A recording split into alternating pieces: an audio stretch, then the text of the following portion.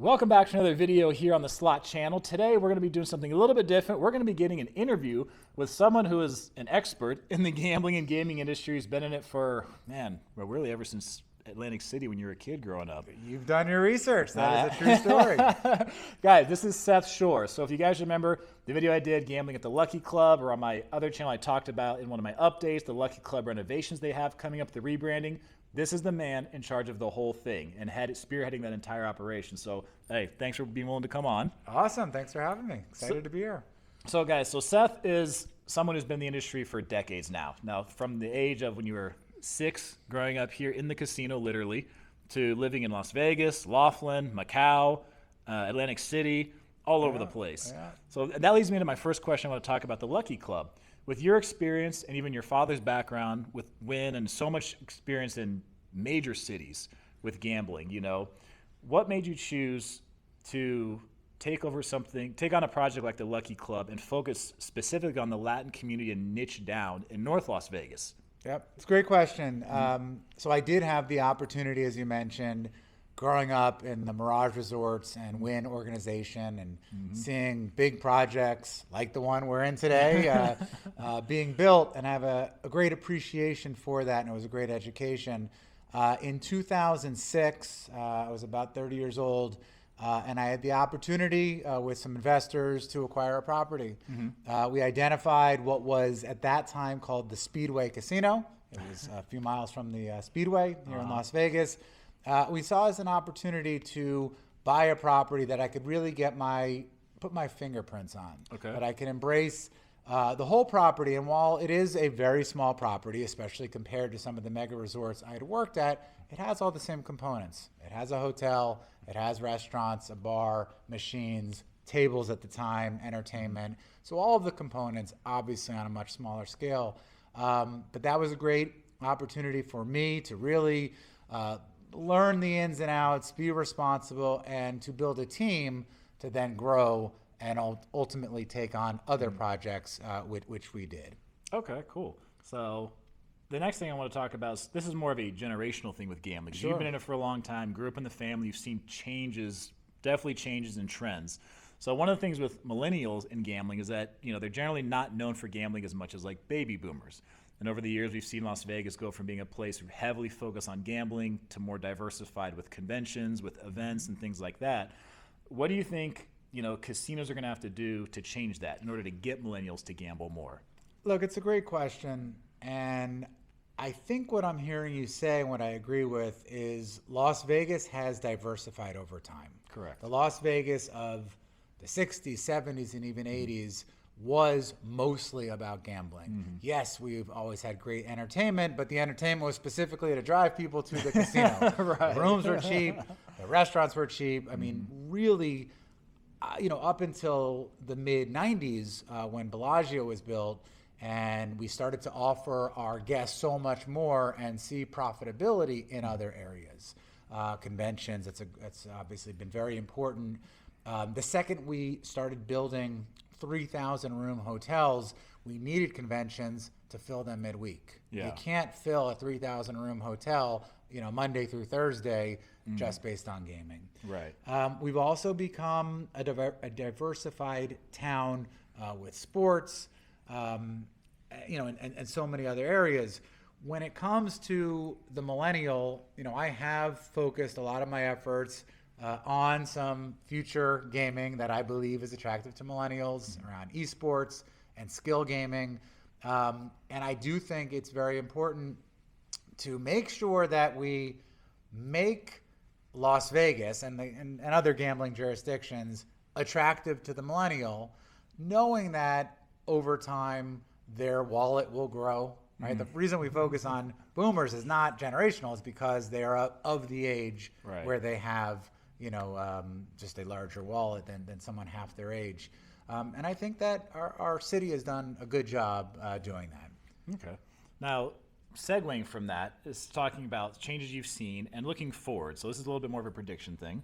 But if you had to take a guess in the next 5 years or so, what do you think will probably be the single most noticeable change we'll see in casinos, whether that's more automation, whether that's more cashless, whether it's certain games you think are going to fall in popularity? Yeah, I think generally, you're going to see more technology for a few reasons. One, automation is important.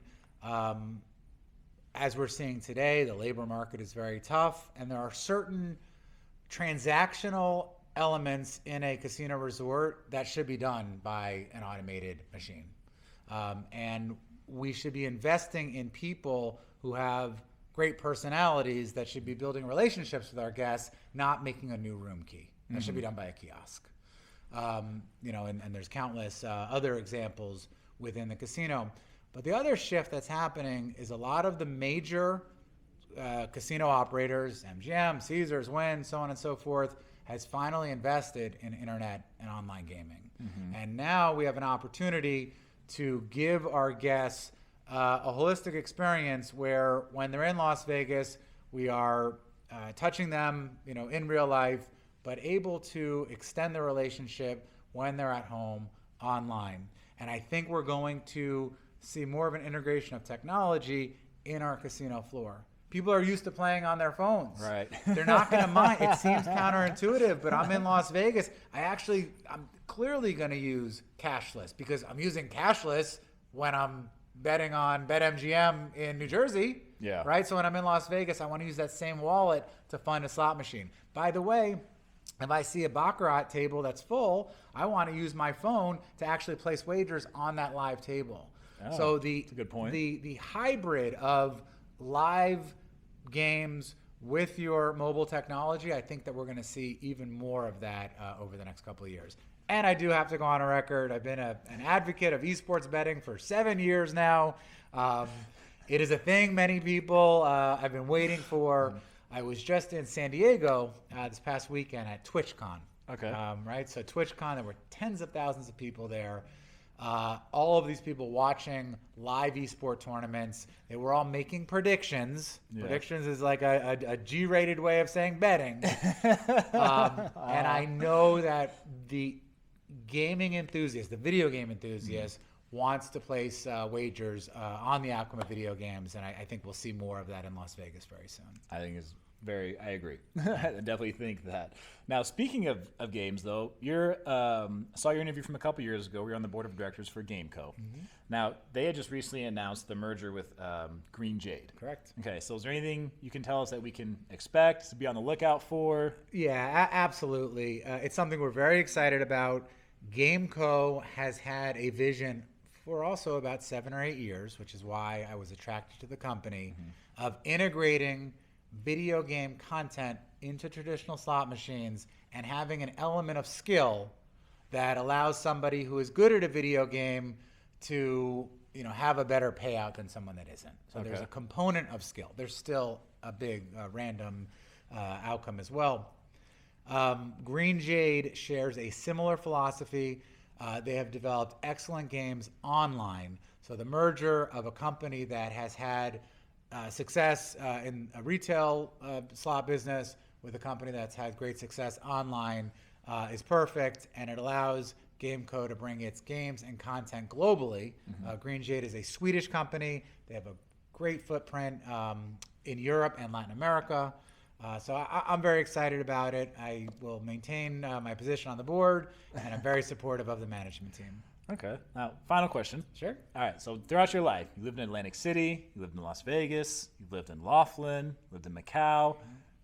Any place that you prefer of all those? Anyone that you like? You're in Las Vegas now. I'm a Nevadan. My kids are battle born. Those other places are great. Las Vegas, Nevada, but specifically Las Vegas, is a wonderful place to live, to raise a family, to start a business. I sit on a board of tech startups and venture capital, and I'm working with the Governor's Office of Economic Development to help nurture our startup community, to encourage other businesses to come so that we can continue to diversify and not be a city that relies on gambling, which we're not. And it's not a hard thing to convince people, their businesses and family to move to Las Vegas. I'm sitting next to a guy who smartly made that decision 10 years ago from the beautiful state of California. It's a wonderful city. It's a convenient city with a great the cost of living, and beautiful nature that most people are not aware of. So that was my pitch for Las Vegas. I'm a fan, and those other cities are great, but Las Vegas is the place for me. Hey, sounds good. So, hey, Seth, thank you for coming on. I appreciate you giving me a little bit of time. Awesome. So, hey, guys, give this video a like. Comment down below. Tell me what you think about the future of gambling here in Las Vegas and even around the world. Thanks for watching.